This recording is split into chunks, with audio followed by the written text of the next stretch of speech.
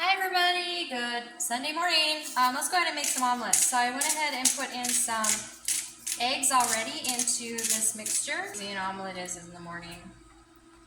Throw in a little milk. Okay, and you know this is actually a great milk you can find at Sprouts. A little coconut oil. Remember, you don't want to put it on high with coconut oil because it's only got a 3 enough.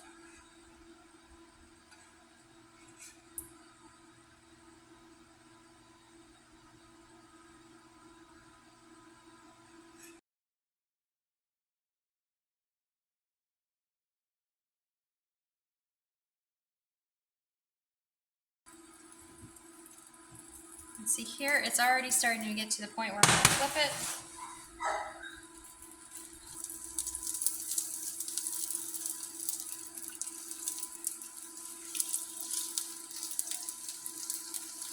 And there is my omelet.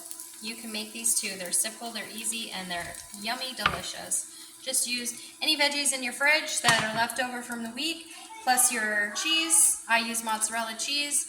Super tasty, yummy, and then throw in some herbs and you've got a great breakfast. Super easy.